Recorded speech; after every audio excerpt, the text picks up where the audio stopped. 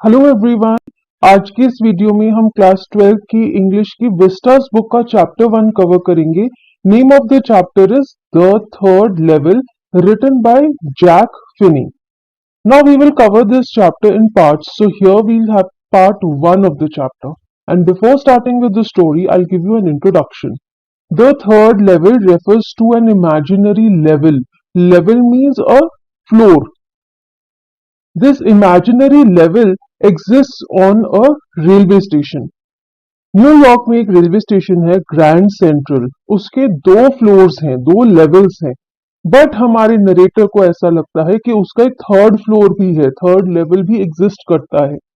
और यही जो मिस्ट्री है उसके बारे में ही इस स्टोरी में उन्होंने हमें सुनाया है। Now basically this chapter is a science fiction and it talks about time travel.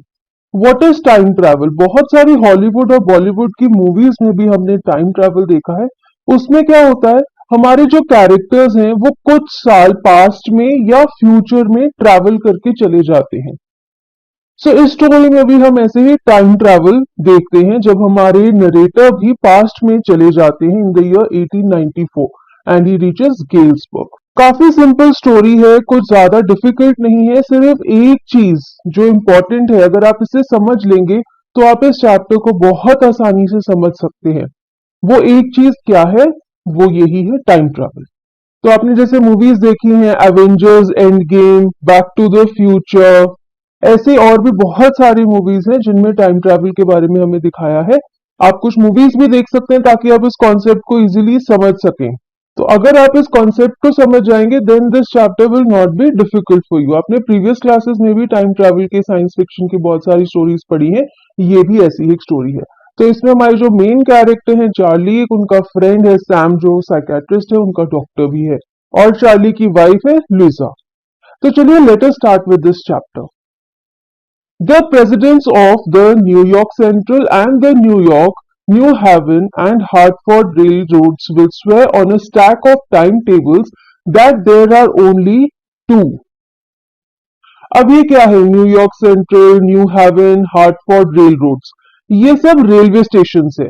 जैसे हमारे यहाँ पे रेलवे स्टेशन का नाम जगह के नाम से होता है, लेकिन अगर हम मुंबई की बात करें तो वहां पे हर एक लोकेलिटी में एक रेलवे स्टेशन है जो कि उनकी मेट्रो रेल्स को जोड़ता है। ऐसे अब दिल्ली में भी मेट्रो बन गई है, बहुत सारी सिटीज में बन गई है।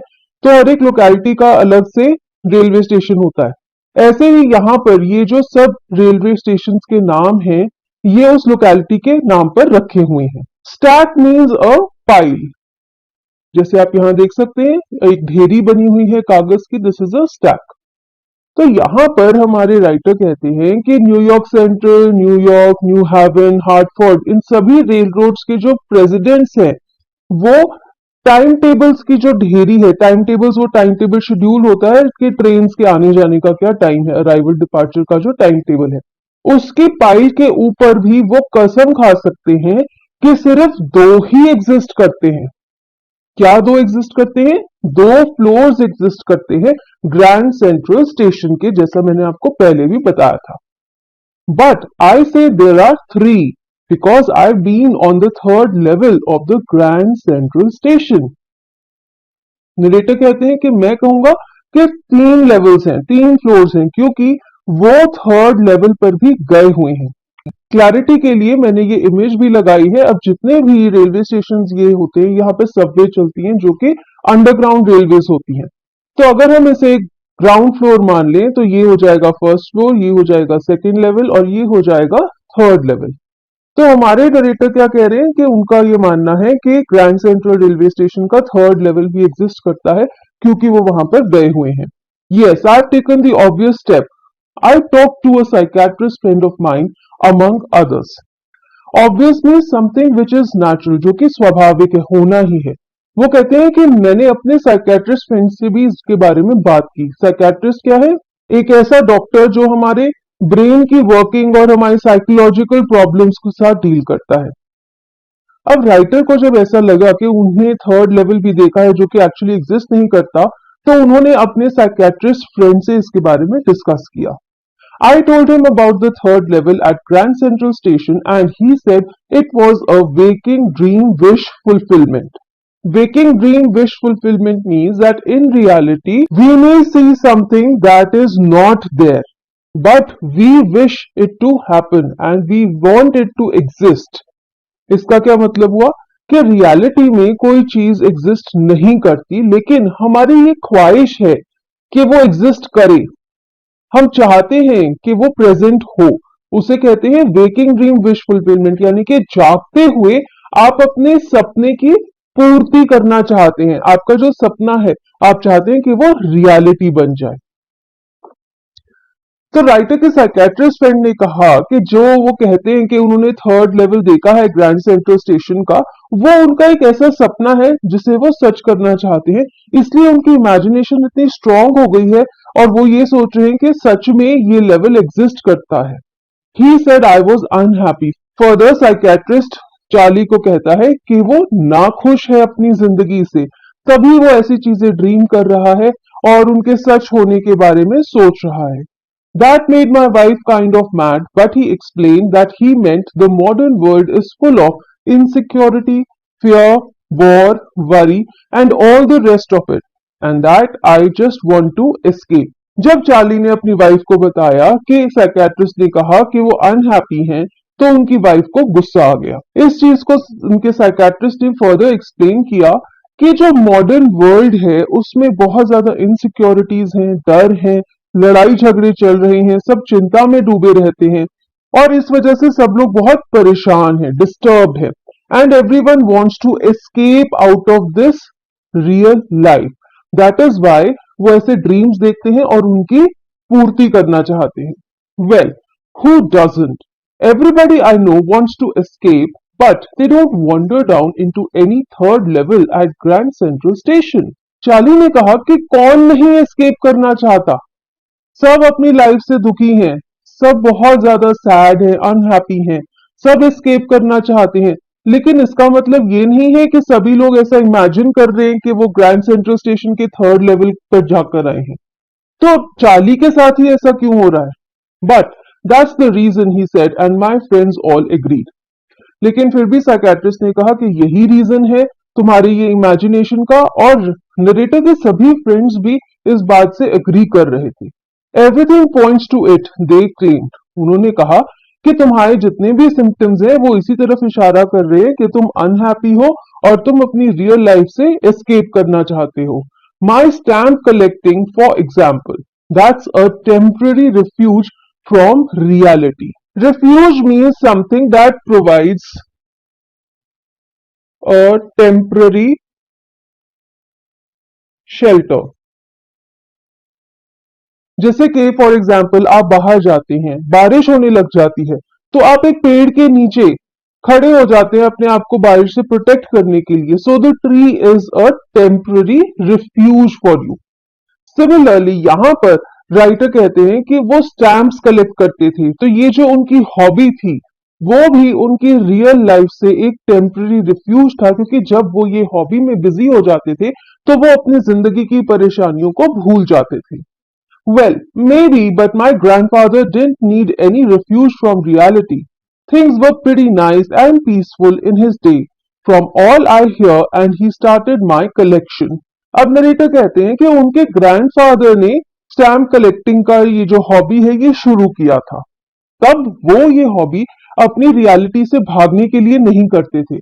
उन्हें अपनी रियलिटी से भागने की जरूरत ही नहीं थी, क्योंकि उनके टाइम पर चीजें बहुत अच्छी थी, जमाना बहुत अच्छा था, बहुत सुख शांति थी, सब लोग बहुत खुश रहते थे। इसलिए उन्हें एस्केप करने के लिए ऐसी हॉबीज को एक रिफ्यूज की तरह यूज नहीं करना पड़ता था, और उन्होंने ही हमारे नरेटर की स्टैम्प कलेक्शन शुरू करवाई थी।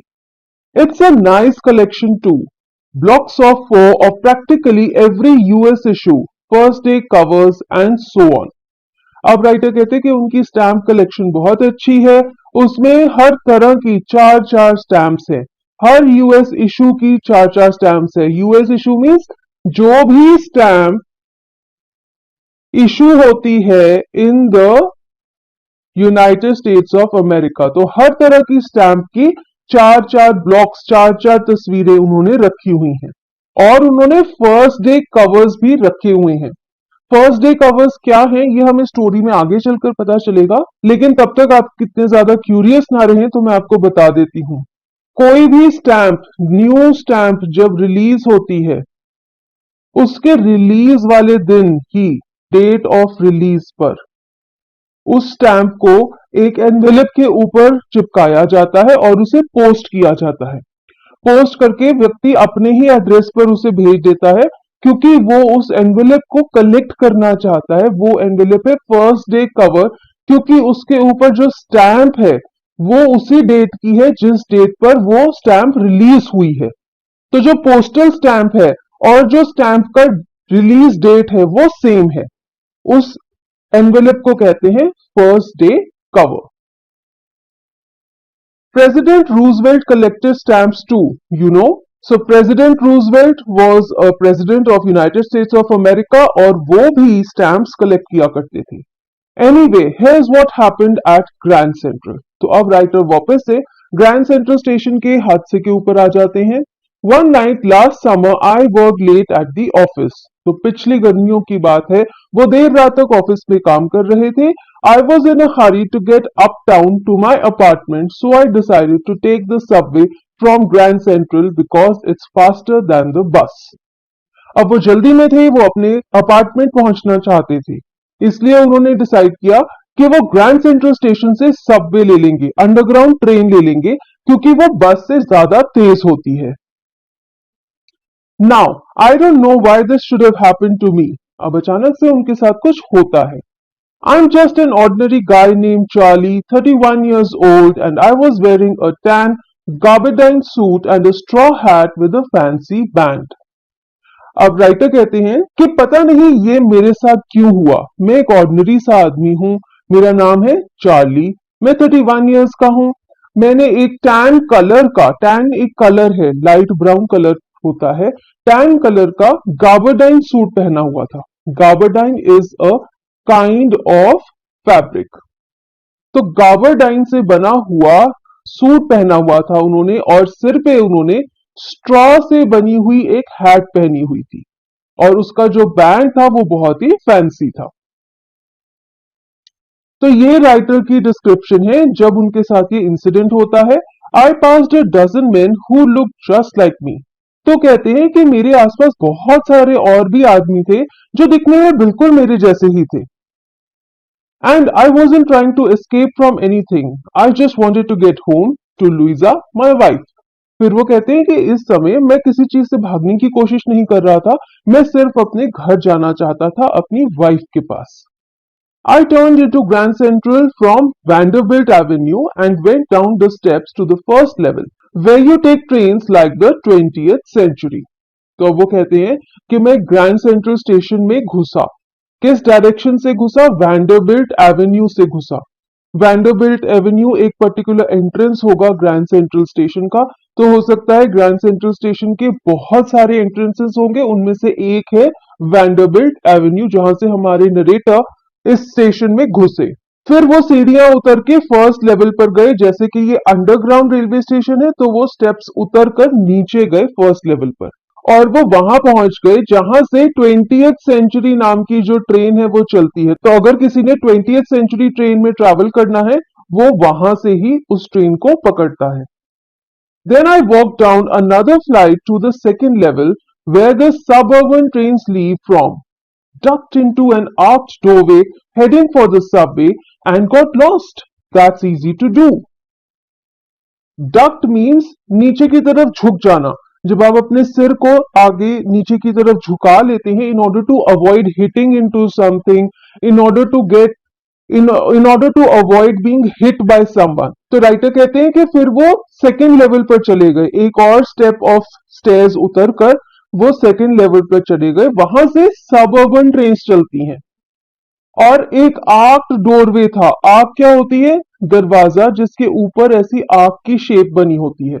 तो इस तरह की शेप का एक दरवाजा था, उसमें से क्रॉस करने के लिए वो नीचे की तरफ झुके, और फिर उन्होंने उस दरवाजे को जैसे ही क्रॉस किया वो गुम गए। और वो कहते हैं कि ये तो करना बहुत ही आसान था, बड़ी आसानी से वो गुम गए। I have been in and out of Grand Central hundreds of times. but I'm always bumping into new doors and stairs and corridors. तो कहते हैं कि मैं ग्रैंड सेंट्रल स्टेशन बहुत दफा गया हूं, बहुत बार गया हूं, लेकिन हर बार मेरे को नए दरवाजे मिलते हैं, नई सीढ़ियां मिलती हैं, नए कॉरिडोर्स मिलते हैं। उन्हें ऐसा लगता है कि ग्रैंड सेंट्रल स्टेशन हमेशा बदलता रहता है। Once I got into a tunnel about a mile long and came out in the lobby of the Roosevelt Hotel. एक बार वो कहते हैं कि वो एक टनल में घुस गए। ये स्टेशन है, यहां से वो एक टनल में घुसे और टनल से जब वो बाहर निकले तो वो एक होटल की लॉबी में पहुंच गए। रूजवेल्ट होटल भी न्यूयॉर्क में है, तो वो इसके लॉबी में पहुंच गए। तो बड़े हैरान थे कि ये स्टेशन कैसा है कि इसके एक टनल की कनेक्शन इस होटल की लॉबी के साथ है। Another time I came up in an office building on 46th Street, 3 blocks away. एक बार फिर ऐसे ही वो एक टनल में घुसे और कहां पर निकले? एक ऑफिस बिल्डिंग में। वो ऑफिस बिल्डिंग 46th स्ट्रीट पर थी, जो कि रेलवे स्टेशन से 3 ब्लॉक्स दूर है। तो इसी वजह से राइटर को बहुत परेशानी होती थी, उन्हें समझ नहीं आता था कि ग्रैंड सेंट्रल स्टेशन हमेशा बदलता रहता है। नए नए दरवाजे, नए नए रास्ते और पता नहीं कहां कहां पर वो उन्हें पहुंचा देते हैं।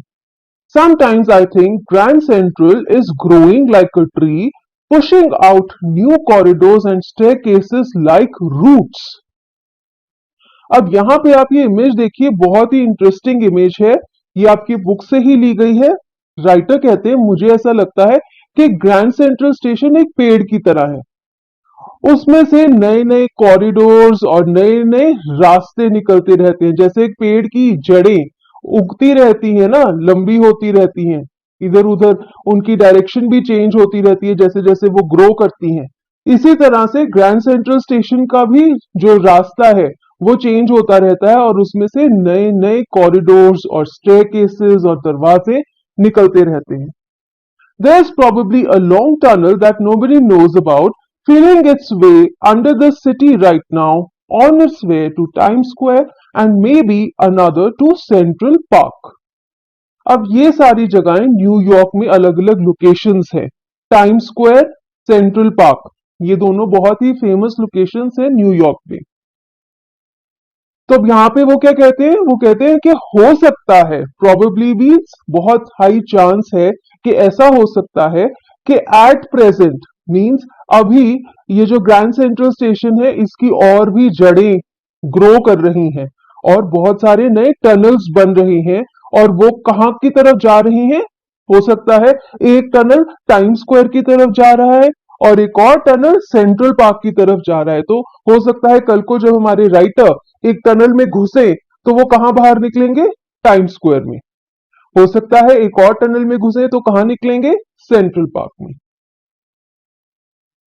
And maybe because for so many people through the years, Grand Central has been an exit, a way of escape, maybe that's how the tunnel I got into.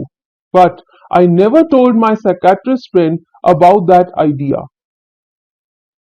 अब राइटर कहते हैं कि हम जब भी रेलवे स्टेशन जाते हैं, हम एग्जिट करते हैं ना, हम एक जगह से निकल जाते हैं। सपोज आप एक ट्रेन में बैठे तो वो ट्रेन आपको उस जगह से बाहर ले जाएगी, आप एग्जिट कर देंगे। एग्जिट मीन्स बाहर निकलना। तो हो सकता है राइटर ने इसी वजह से ग्रैंड सेंट्रल स्टेशन को एक एस्केप करने का रास्ता समझा, किसी रियलिटी से भागने का रास्ता उन्होंने इस स्टेशन को समझा, क्योंकि स्टेशन पर वो ट्रेन में बैठते हैं और उस जगह से बाहर निकल जाते हैं। तो इसी तरह ग्रैंड सेंट्रल उन्हें उनकी लाइफ की रियलिटी से भी बाहर निकाल देगा। फिर वो सोचते हैं कि मे बी यही रीजन हो सकता है कि वो कैसे एक टनल में घुसे और कहीं और नई जगह पर पहुंच जाते हैं। उनका जो माइंड में ये चल रहा है कि उन्हें एस्केप करना है, उन्हें अपनी रियलिटी से भागना है, वो चीज इतनी स्ट्रांग हो गई है कि वो टनल में घुसते हैं और कहीं और पहुंच जाते हैं। लेकिन वो कहते हैं कि ये चीज मैंने अपने साइकियाट्रिस्ट दोस्त को नहीं बताई। The corridor I was in began angling left and slanting downward, and I thought that was wrong, but I kept on walking. अब वो कहते हैं कि जिस कॉरिडोर में मैं घुसा वो कॉरिडोर लेफ्ट की तरफ एंगल कर रहा था, मींस वो मुझे धीरे धीरे धीरे धीरे लेफ्ट डायरेक्शन की तरफ लेकर जा रहा था। और वो थोड़ा थोड़ा नीचे की तरफ भी था, यानी कि वो एक और नेक्स्ट लेवल, थर्ड लेवल की तरफ जा रहे थे, नीचे जा रहे थे। तो वो ऑलरेडी सेकेंड लेवल पर थे of the Grand Central station. तो ये जो कॉरिडोर है ये इन्हें और नीचे लेकर जा रहा था। उन्हें लग भी रहा था कि मैं गलत दिशा में जा रहा हूं, लेकिन फिर भी वो चलते गए। All I could hear was the empty sound of my own footsteps and I didn't pass a soul. Means वहां पे और कोई भी नहीं था, वो बिल्कुल अकेले थे।